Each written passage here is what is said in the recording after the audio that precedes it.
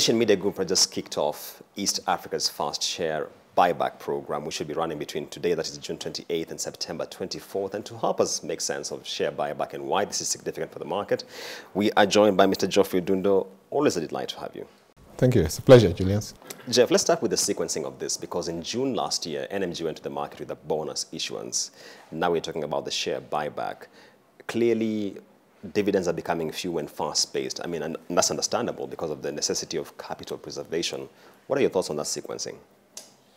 Well, I think it's, thank you very much again for this. And again, congratulations, Nation, for making this the first again in this region. We like these innovations because they do give flexibilities to companies to look at ways of how to reward shareholders. So as you rightly put it, dividends has been the traditional way in which shareholders are rewarded. And then we also have bonus shares as well. Now, the share buyback happens to be a new way of giving back to shareholders as well. And I think it's out of the realization that when the share price is at a level where you feel that it's highly discounted and shareholders are then not getting value, remaining their shareholders, it's always good to give them an option to exercise where they're able to get some form of reward through a buyback. And I think that's really the innovation here. So essentially what a share buyback means is that the company comes to the market and says that would like to buy back some of our shares and hold them back into the balance sheet. And so what they do is that they do make an offer. So there's an offer price, and then the shareholders then are able to sell those shares to the company. So it's a way of reducing the number of shares in the market, such that with that, then you expect to see a price appreciation naturally, because the number of shares trading are fewer compared to what was there before. So it's more like reducing the float that's available for trading. And so the buyback is an option that companies can exercise subsequent to the New Companies Act in 2015. And Nation happens to be the first that we are now seeing this happen. It's been a trend, it's been a common phenomena in more developed markets where we see buybacks happen. And so for us, this is a first, so it's going to inform a lot of potentially future buybacks that may happen. The other thing that a buyback does is that given that you have fewer shares in the market, then the financial ratios of the companies improve, because now the earnings per share appreciate, the net book value per share as well. So from a valuation perspective, the company then starts looking attractive to investors, and that then would probably see that factored into the price when it trades in the market. But before we get to the key financial metrics, Jeff, one of the things which I think stood out for me in this transaction, rather this undertaking, is that when I analyze buybacks globally, majority are financed through debt. But if you look at the NMG instance, this is actually from the cash holdings that the company has. And I think for me that was a very important issue, because then it doesn't strain the company from a balance sheet position. Yes, in fact, I think that's really the way it should happen, because there's no point of incurring debt to go and actually purchase your shares. It doesn't. It's more just going to increase your financing costs. And so when companies have retained earnings to a very high level, then I think it's always good for them to exercise that and reduce that by buying back those shares, because it's a way of also making sure your balance sheet is more efficient. And so I think that was a very, very good way of doing it. I think we would like to see that kind of being the guide, so that if you're really cash rich, then you're able to acquire back your shares. It's really a form of investment that you make to the business. And what Nation is doing also is that these shares are actually not being what I would say totally delisted or totally removed from the company. They're being kept as a separate category called treasury shares. So those treasury shares, if they ever want to use them for anything in the future, even if they want to bring them back to the market, they don't have to go through the rigors of approvals and AGMs with the shareholders and all that. It's a lot easier to carry out a transaction using those shares. You can do an acquisition, you can do a swap. You're able to have so much flexibility. So that's why retaining them as treasury shares is really an option that they'll be able to exercise in future. Yeah. Jeff, why this is significant for the market is that we all know without a doubt in the past a number of companies have intimated their intention to go for a share buyback. And as I did mention, I once spoke to a CEO and I was asking him, why is your company perpetually discounted? I mean, we can't unlock value from this counter. And the point was we need to be able to activate the share buyback program because the nature of some companies will tend to trade at that discount. In terms of precedent, do you see this now paving the way for a lot more companies to follow this route? Well, it has created a precedent, and hence we are potentially going to see other companies come through. Well, for us as the exchange, we feel that it's an option that companies have if they feel the shares are highly discounted.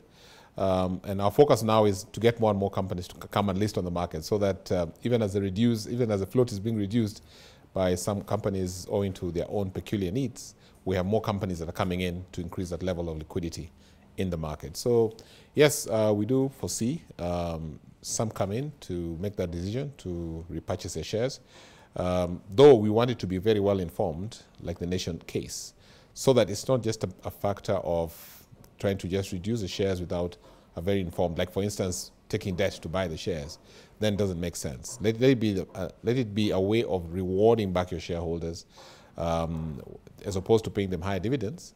Just use those dividends to buy the shares and hence allow them to then use, get better earnings out of it. So I think it has to be very well informed. We'll encourage the use of the CMA guidelines. I think the guidelines will spell really under what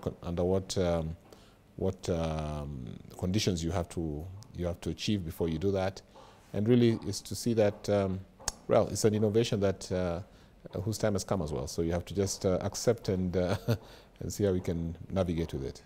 One of the challenges that I have in terms of analyzing this share buyback is that, granted, I mean, the key metrics like EPS is going up, but if you look at the EPS cancellation effect, because if I'm an investor looking at the counter, my question then is, when I'm now doing my valuation afresh, I have to factor in the fact that from your liquidity position, you have squeezed out some amount to be able to purchase these shares.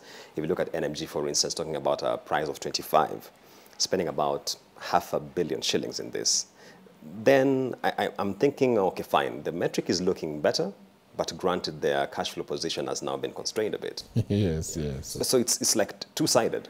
Yeah. It's a two-sided thing, but I believe that the decision to do that has to be informed by what are your future plans. So I think Nation has done a lot of improvement in their transformation, digitization, and probably heavy capex that would go into that, and possibly the level of liquidity that they have right now does not necessarily have to go into heavy investment. So they've got cash available, which they could do this, they could make this happen. So that has to be very well informed. And well, it is true that it does thin the balance sheet, the available cash. But again, I think based on the projections and as a business, you see, are you best holding the cash in the balance sheet? Or are you better getting it back by giving it back to shareholders in a way through this kind of processes, and really, if you're a cash generative business, then you don't have to worry. So I think Nation is a cash generative business, so that cash should be able to be restored. The chairman spoke about very good performance this year, and so I don't forecast that they'll have major strain. So I think for an investor, it is a good move in that it then helps your valuation. You can imagine the kind of price depreciation the share has had. If you're holding a long position in your books, you've been carrying actual losses for many years, and this is now the time that you're probably able to write that back as some form of revenue. So I think it's a decision that you make based on a very informed basis, and I think that's what they did.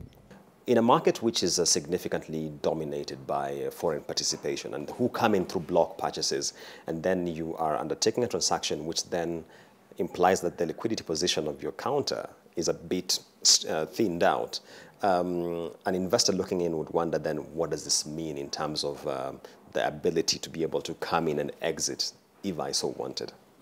Yeah. Yes, and that's precisely my point, that the float then is thinned.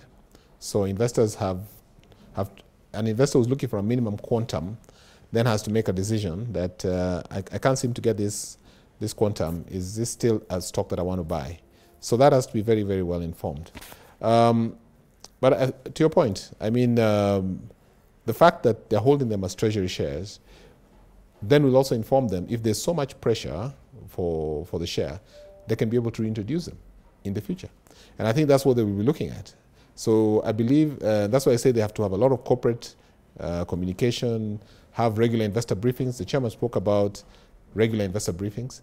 And as the share price appreciates, as the company does well, the investors will probably table a request and say, can you guys increase the liquidity? Because we want the share, but we're not seeing it.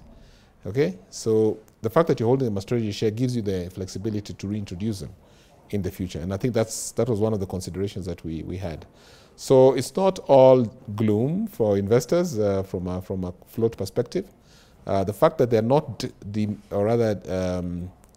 deleting them or removing them and leaving them as treasury shares then should be able to give you some comfort that if there's ever pressure for the shares to come, they can be released fairly easily. Ever since Nation Media went public with this intention of the share buyback, that was, I think, on the 29th of May. If you look at the capital uplift, the share price is about up 30%. Year to date is about 50%. From a signaling standpoint, is this a reflection that, hey, the market is saying we do agree there was a misalignment in terms of the valuation, or is this just a sugar high which comes and goes?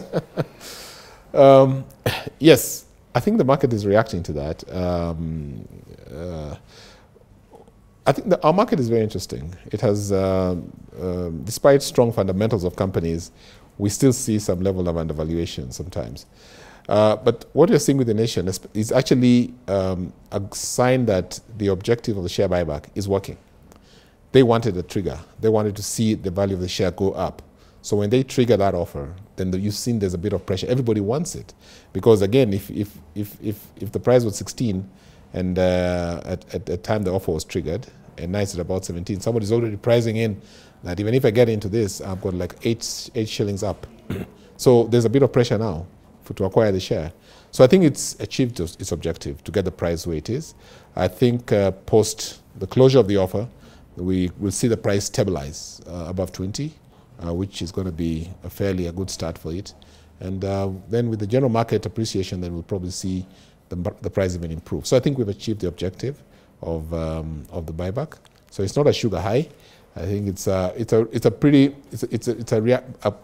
market reaction that was desired, and it's taking off well. At the end of February this year, NMG issued a cautionary statement indicating it was intent upon going for an equity repurchase program, popularly known as a share buyback. On the 28th of June, this exercise kicked off.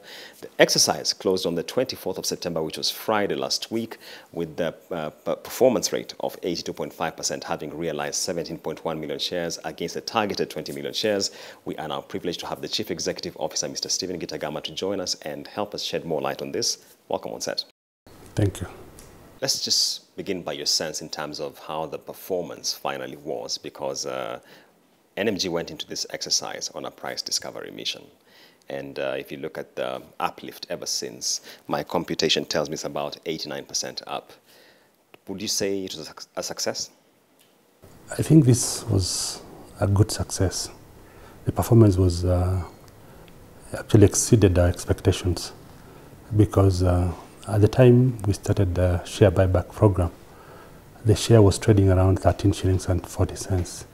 When we started thinking about the share buyback program, the share was trading at around 9 shillings. That was back in August, September last year. So I think the market reaction and the market levels of trading and the volumes of shares that we finally were able to purchase, 82.5%, is a significant success according to us. Okay. Yeah. And if you disaggregate the participation through the buyback in terms of the trading of shares, I noticed that ever since NMG released the half-year numbers sometime in late August, there was less of participation in the buyback program compared to prior. And I think this really speaks to the quality of earnings that the company put out. But in your assessment, what did you make of this?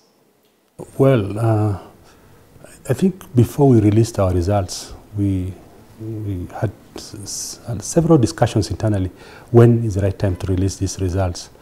But the law requires us to release the results by the end of August. Now, the behavior of the market after the release of the results indicates that there is sort of a second thinking, a second thought among the investors that I think I should keep this share. It might fetch a better price. And we saw that by the share started trading by over the share buyback price immediately after the results were released. The other thing which happened is there are several days when we were not able to purchase any shares. And there were actually shares in the market, but the shares were bought by other investors who thought the share buyback price at 25 shillings was still slightly low. That means they were ready to offer a better price. So it's a sign that the market is really getting more confident with the future of the company, and a sign that the value of 25 shillings per share might still be slightly undervalued. They might be, in my own view, my own assessment is this price might go up based on the behavior of the market during this period. And I mean, it's only the market that will tell what will happen. Okay. Slightly discounted even at 25, interesting take. Let's take a step back and walk us through because this market, to be honest, is still at the point where it's trying to make sense of an equity repurchase program. Walk us through the end-to-end, the point where as a man steering this entity, you figured out maybe a buyback may be the way out in terms of price discovery here, to the very end now having wrapped up the process. Now, the industry we are in, the media industry, has been going through significant changes. There's been significant move towards digital business. And then there was a COVID, which happened last year. So around August, September, we realized that our market capitalization was significantly lower than the cash value. It meant that the value of the firm had been significantly undervalued. So we asked ourselves, what's the cause of this? And there are various reasons which actually can be attributed to this, but most of it is market perceptions, understanding of our market, understanding of our business, understanding of the future. And therefore we decided that maybe it would be a good opportunity to give shareholders an option to have some value out of their investment. So the share buyback option was considered as one of them. The other thing is during the COVID season, the COVID period in 2020, we were not able to distribute any dividends to the shareholders.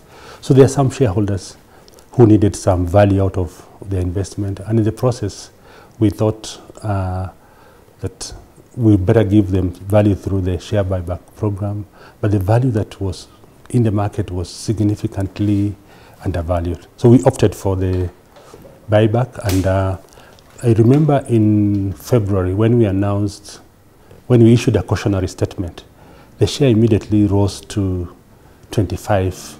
So, and then that indicated to us, I think 25 might be the real fair or acceptable price. So then we settled on that, and I think the rest is history. My computation is that NMG could well have spent about £500 million shillings in this exercise, and why that consideration is important is because as an investor, I'd like to know how does this expenditure leave the liquidity position of the company? Well, we spent close to around 430 million for the repurchase of those shares. Now, in terms of the liquidity, it didn't have an impact. I think the cash position still remains very strong. And I think our pride is in the value that this has created to the shareholders. The remaining shareholders have their investment at a good price. And those who cashed in their investment, they also did it at a good price. So it's a win-win sort of situation. And the shareholders had an option of selecting whether they wanted to participate or not. So in terms of cash flow, no significant impact. SJ should tell you that NMG is not the first company which has talked about this. I've shared this possible prospect with Centum Investments. We've had this conversation with Crown Paints. What do you think NMG's precedent means for this market? What it means, and a number of companies have talked to us. They have come to see us to learn on how we went about this. And a number of companies had also tried to do a share buyback before, but they did not succeed. First, there was a lot of fear And when we talked to various investors and various organizations and even some regulatory authorities, we were not encouraged a lot. In fact, we were told that if you achieve 5% success, if you achieve 4%, you'll be very lucky. So what it means is that the market has grown, the market is mature enough, the market realizes the value of a share buyback, and it is something which I would encourage investors to actually venture into. Because what it does, it sort of gives you an immediate uplift on the value of the share of the investment, and actually also leaves an opportunity for shareholders to decide whether to participate or not to participate, or to actually participate in the future.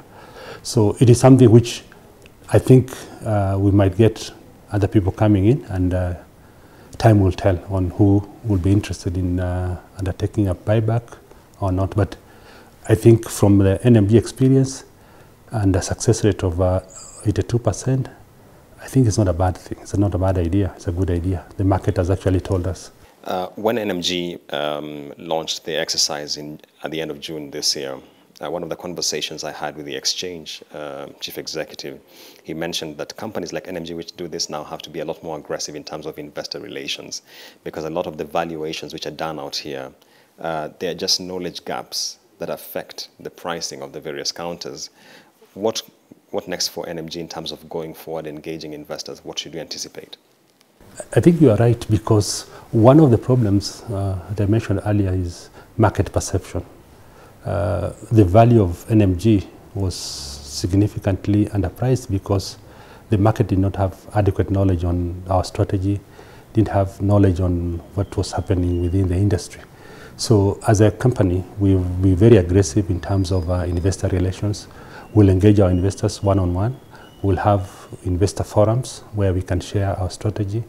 We can share some of our plans, and that will keep the investor well informed. And I'm sure with that information, the value of the company would remain reasonably at the right level. So we hope that will continue, and will provide the information on what we are doing on various platforms, on our platforms on print, broadcasting and digital, and those interactions with various investors. We've had the buyback, there are now treasury shares. There's been talk about M&A activity. There's been talk about aggressively pivoting into the digital platforms. What next for NMG? Well, we've embarked on a digital transformation journey starting from last year with the launch of our flagship brand on Nation.Africa, which is a digital brand. I think we will continue with this journey. We recently recruited and engaged Chief Technology and Innovation Officer, assigned that we are focusing a lot on technology and innovation. That means we will continue giving our consumers new products that fit with the changing consumer needs. And I believe that if we can sustain the consumer offering that is relevant, that is suitable for the consumer in a way that they need it, that will really keep us going. The other thing we'll do is we will invest in relevant technology, very, very crucial. And underlying all this is getting the right talent, getting the right people, and enabling our employees with the skills that are necessary to be able to deliver the products to today's consumer, who is significantly changing every day.